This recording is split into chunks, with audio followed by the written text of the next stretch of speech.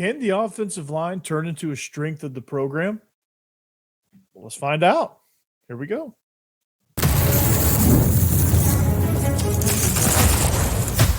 You are Locked On Vandy, your daily podcast on the Vanderbilt Commodores, part of the Locked On Podcast Network, your team every day.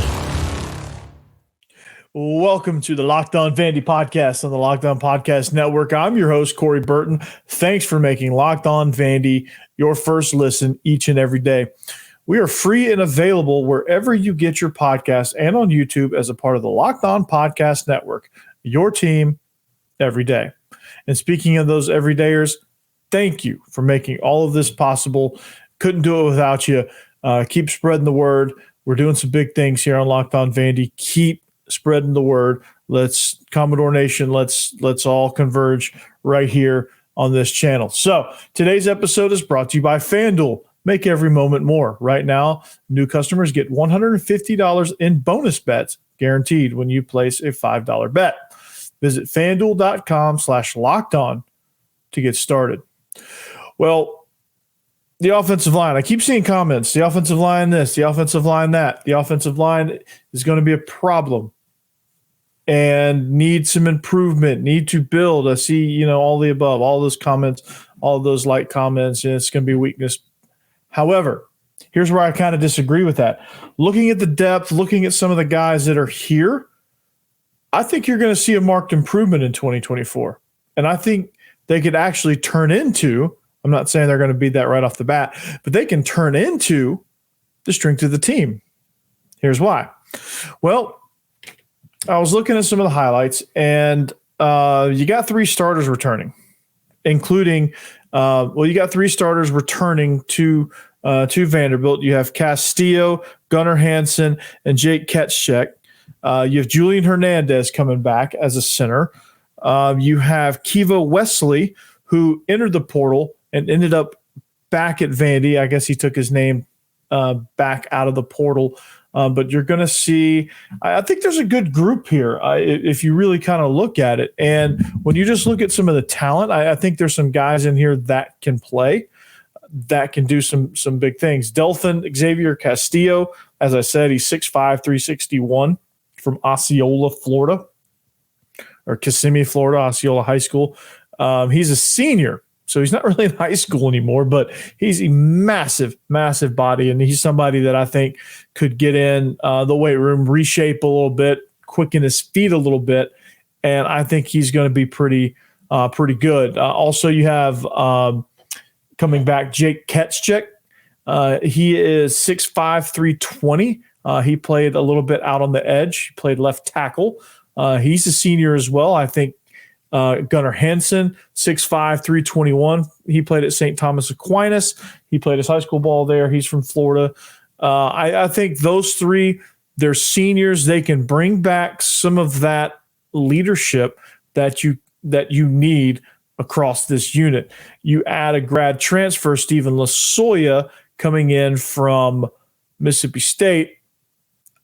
I think you have a really good group of leadership here. He's 6'3", 309. He's somebody that could slot in any of the interior offensive line slots there. So I think those are some guys that when you look at them, like just body wise, like I think you'll have those four that can kind of factor in. Now, some of the names to look forward to: Kiva Wesley. He's a graduate transfer. He transferred actually right back. He's from Chicago. He's 6'4", 317. He's somebody that I think could do some big things there. Some notables, some guys to kind of keep a lookout, and I'll tell you kind of how all of this is going to work. Somebody like Duncan McDonald, I saw him get some time a year ago. Junior, 6'5", 295. He needs to put on a little weight.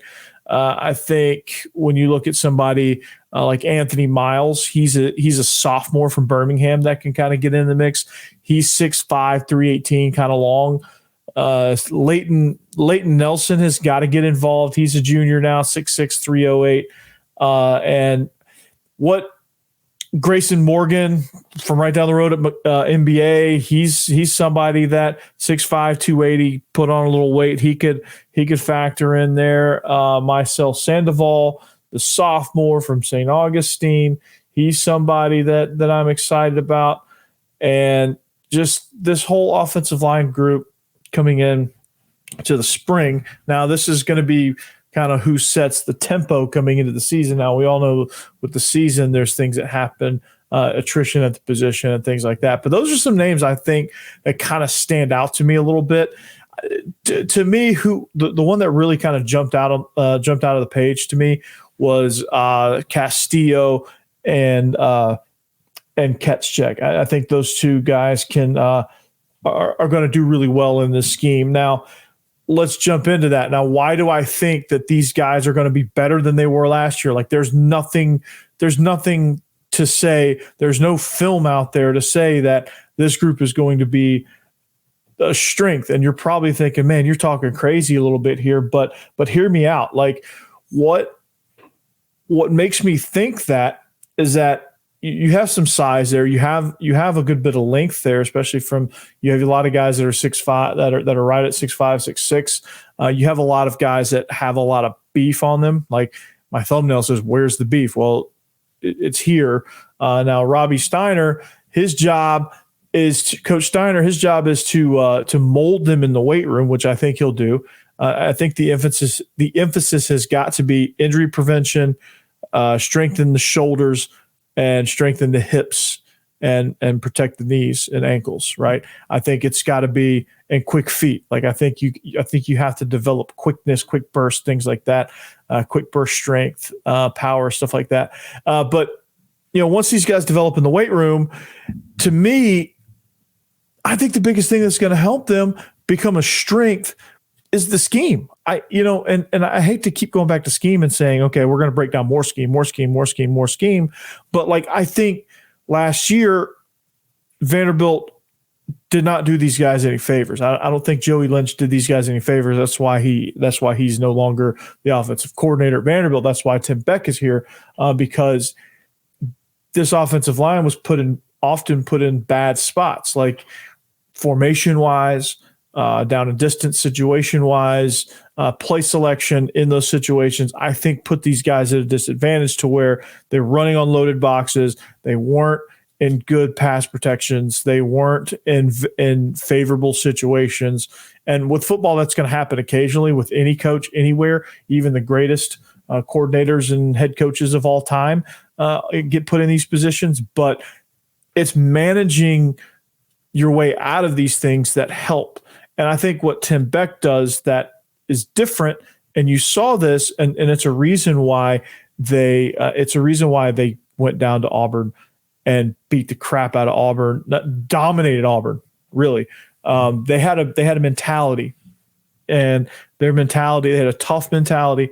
And I think the new offensive line coach, Kleenakis, I think I got that right, Kleenakis, brings that tough mentality. I think he's going to develop that mindset of these offensive guys that, hey, we're going to be nasty in what we do.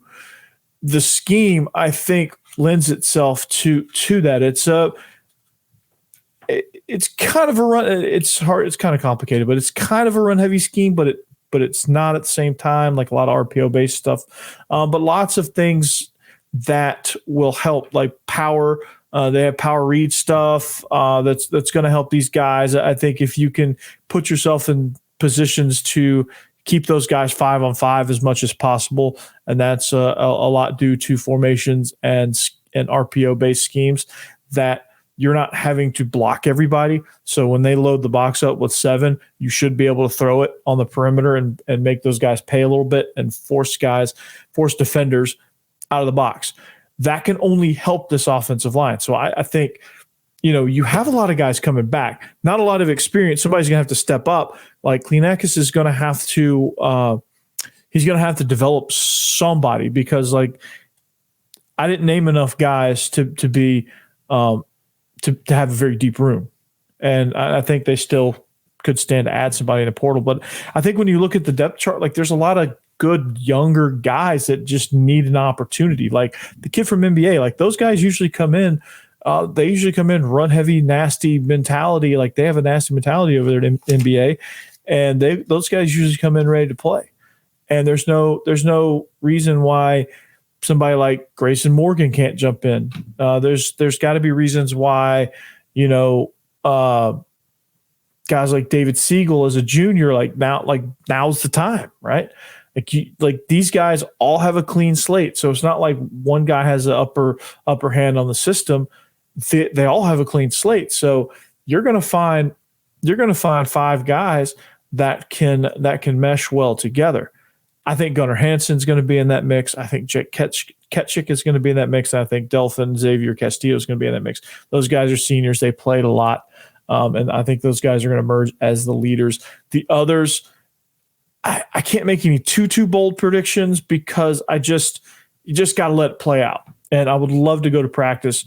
I would love to go to a few practices and just kind of watch these guys, watch this position, and just kind of see how they develop. And I want to watch Nate Johnson too. But it's just, how do they communicate? How do they mesh with Coach Kleenakis? How do they come off the ball? Those are the things that you have to look at. I think with a new mentality, new scheme, new weight training program, new strength training program, or whatever you're calling it these days, I think it's like a total, I don't know what you call it, strength and conditioning program. You got a new head of that. And hopefully there's a lot more injury prevention stuff. I think you're going to see some guys emerge that weren't factors last year for various reasons. And that's, it's going to be somebody unknown. But I think you have enough guys there. I think you've signed enough. I think you have enough sophomores and juniors in the mix to kind of just reset a little bit. Now, the unsettling part for the fans is that we just don't know who those guys are. We know who 3 of them probably are going to be. Like, we can make educated guesses on 3 of them. Lasoya, we saw him at Mississippi State. We don't know exactly what he's going to do, what he brings to the table, but we know that he has a wealth of experience. We know that he's played in these environments, so these SEC environments won't bother him. We know he can do some things there. We know he can play center too if called upon. Kivo Wesley is going to be somebody that I predict is going to have a really good season.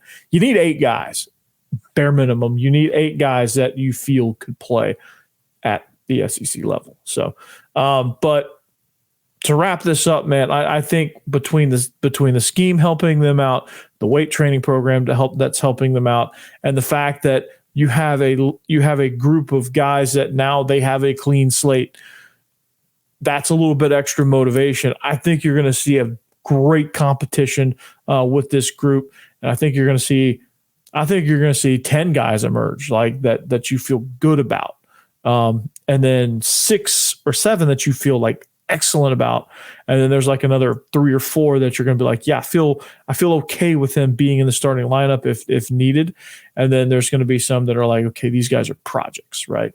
And you might have Joshua Raymond come in as a freshman and contribute. I mean, he played in the Under Armour All-American game, so like he's somebody. He's not going to be here in the spring, but like he's somebody that's going to come in and maybe. It might be too I think as an offensive lineman, you might have to early enroll to have a chance to contribute, just body type wise, just strength wise, maturity, like physical maturity wise. I think you just need that time. So, again, this is going to turn into a strength, I think, and a lot of those factors lend themselves to that. And I'm really excited to see how this kind of pans out. I could be totally wrong, but I'm excited. So I'm going to pass that excitement on to you guys. The offensive line will be a strength, I promise. All right. When we come back, we're going to talk about the edge rushers, probably the most important position in Clark Lee's defense. I'm going to tell you, not we, there's no we, like it's just me.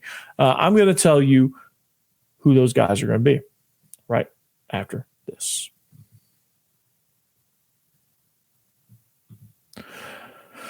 All right, talking about FanDuel, this episode is brought to you by FanDuel. The NFL playoffs are in full swing. We're down to the Final Four, It's San Francisco versus Detroit. Great matchup. And you have Baltimore versus Kansas City. Another great matchup. All right, so there is still time. You can get in on the action. Get your warm-up bets in before the Super Bowl with FanDuel, America's #1 sports book. So right now, new customers get $150 in bonus bets guaranteed when you place a $5 bet. That's $150 in bonus bets, win or lose. The app is so easy to use. There's so many different ways to bet, like live same-game parlays. You can find bets in the new Explore tab. You can make a parlay in the Parlay Hub, which is the best way to find popular parlays, by the way. And there's much, much more. Like you can just stick to the standard spread and money line bets and over and unders, like all the standards. You can do that too. So visit FanDuel.com/lockedon. Make your first bet a layup. FanDuel is the official partner of the NFL.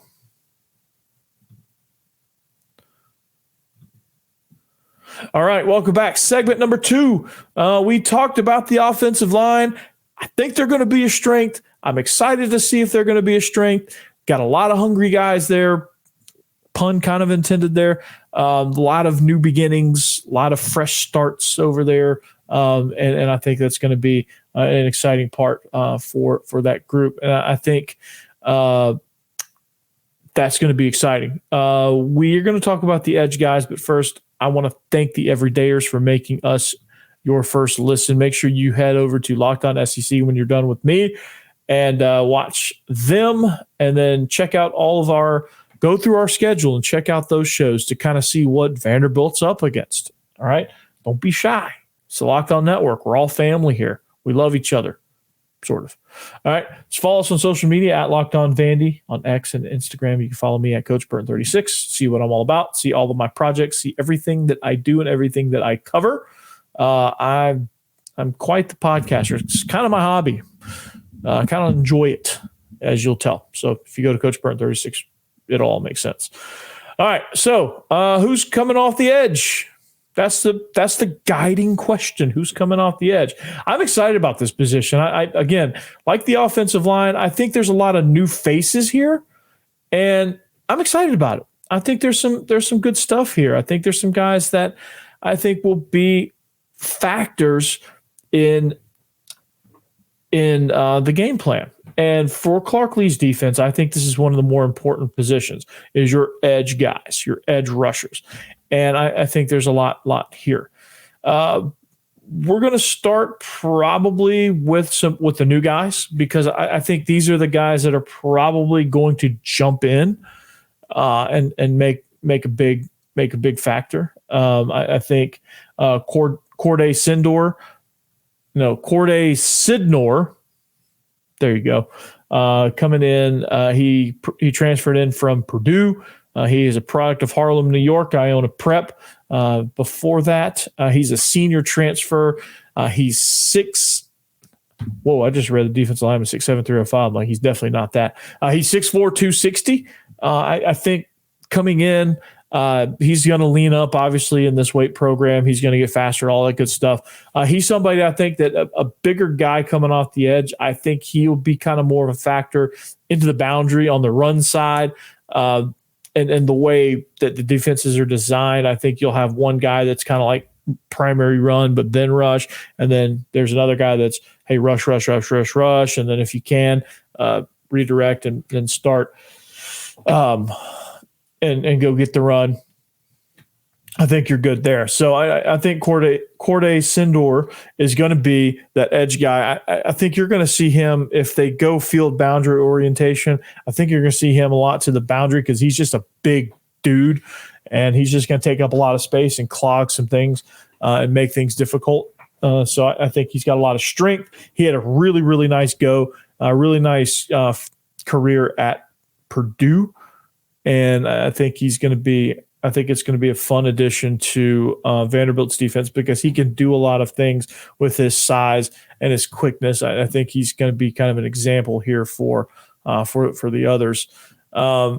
You've got your trio of early enrollee freshmen: Mason Carter, Simeon Boulware, and Callahan Blair. I think those guys all possess some things. They all have length. That's the thing. Like, Boulware and Mason Carter are both 6'5", each. Simeon Bolware's 6'5", 240. I think he's somebody that can follow in Sindor's footsteps a little bit, kind of be that boundary guy where, like, if you got a big, long, lanky, lean guy coming off the edge, getting his hands up and being a force in the run game, like, that's a nightmare for quarterbacks, right? That's something that they hate. And you got Callahan Blair, Mason Carter. They got some length too, but they're a little bit smaller, a little bit faster, probably. And not probably, they are. And I think you'll kind of see them a lot to the field, and they'll kind of develop into that. So a huge advantage for them is that they've early enrolled, and they're in the weight program now.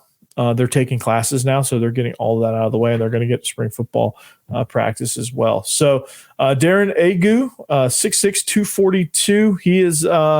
He's somebody that I'm excited about. Aeneas De Cosmo is a graduate. I think he's somebody to kind of look out for as well. BJ Diakite.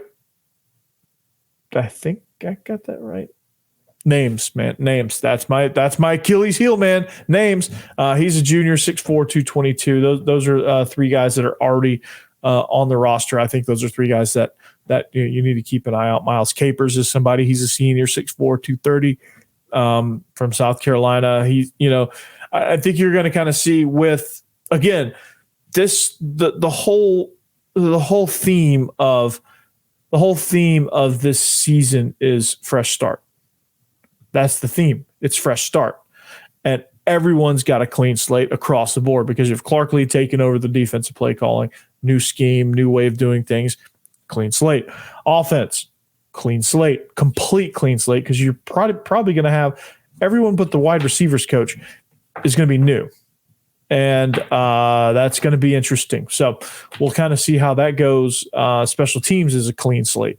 The coverage teams and things like that, guys that think they can contribute there can contribute now. So the edge guys, again, you're going to see kind of a lot of dynamic stuff with those guys, and I'm excited about that. Excited about the future of that position, and we'll see kind of where that goes. But those are some names to kind of look out for. I know I didn't have a ton of time.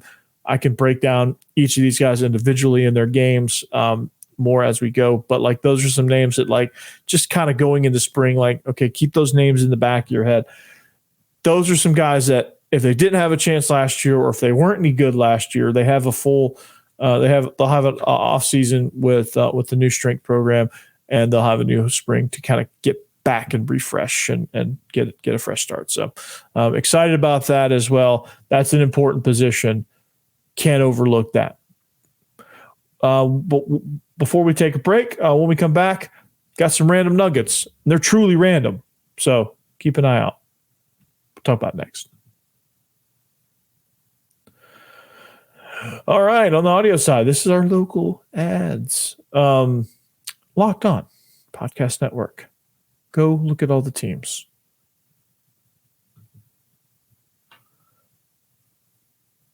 All right, welcome back. Third and final segment. We don't have a ton of time to kind of get into our random nuggets. It's a little bit by design. I went a little bit over with the edge rushers in the offensive line, two very vastly important positions, two positions that are getting a fresh restart. Excited about some of these guys. But got some random nuggets for you. But before I get there, thank you to the Everydayers for making everything possible. Couldn't do it without you. We're going to have Kurt Page on here pretty soon.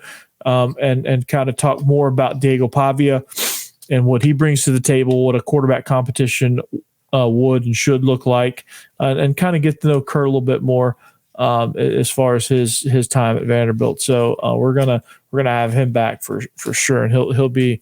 I want to kind of make him a fixture. So that's that. Our random nuggets. Well, apparently Vanderbilt's looking for a running backs coach. Jaden Everett got let go, and he is. Wasn't expecting that, and yeah, that was random. So new running backs coach. Is that going to affect our 2025 not transfer, but like our commit? I don't know. That's going to be something that just have to kind of keep an eye on, right? And when you anytime you get rid of a coach, that's something that that's just something that is going to be collateral damage. And it sucks, but it is what it is, right?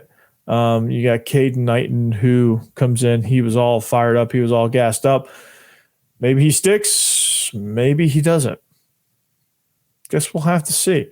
But yeah, so looking for a new going to be looking for a new running backs coach. So keep an eye out for that. All right. Vanderbilt women's basketball lands a 5-star commit, Mikayla Blakes. That's a big time deal. They had a tough go this weekend against Tennessee, but she's the number 10 player in all the country, according to ESPNW. She's a 6-foot guard. She played at Rutgers Prep. So she plays at Rutgers Prep in New Jersey. She chose Vanderbilt over UCLA, Stanford, Rutgers, Indiana, Wisconsin, and Tennessee. She's the second commit of the class of 24, joining center Trinity Wilson. So Vanderbilt pulling in 5 stars, right? She's good. She can shoot threes. She can shoot. That's what they need. She can attack the basket in any way. She's a scorer, which that's what Vanderbilt needs. They need to get off to better starts. When she comes in, they'll be able to do that. She can finish at the rim, obviously. She's a disruptive defender. She takes the ball away. She disrupts passing lanes. Is her main skill there, and she can convert in transition. So, very excited about that. So, welcome to the squad, Mikayla Blakes. I told you guys this was truly random nuggets. I didn't title this segment "Random Nuggets" for nothing, right? You didn't think you were going to get us looking for a running backs coach and then coming to 5-star Mikayla Blakes. It's going to get even more random here. Rintaro Sasaki. Heard that name before? Well, Vanderbilt feels good about this. This is the Japanese player who they're calling the next. They're calling him the next. I don't know if I want to say it. I don't know if I want to put this on him. I just don't know. I'm not going to do it to him. He's going to be really good. Let's just put it that way. All right. Vanderbilt feels good about his chances. If Vanderbilt baseball, if the Vandy boys can land him, that changes a lot, man. That's going to change a lot. This guy can do it, man. This guy he's a game changer, man, and he can crush the ball. Competing with Cal, UCLA, and Stanford, all West Coast teams, but I don't know, if you can get him on campus, it's gonna be it's Katie bar the door, man. I'm telling you, man, it's gonna be. I love that, right? I love that, and yeah. Stay tuned for that. So we talked about Jaden Everett getting fired. It's kind of a surprise. And then talked about Mikayla Blakes. Welcome to the squad. And Sasaki. Let's bring him in. Let's finish this. Rintaro Sasaki. Let's do it. Let's get him on board. Come on. Get him here.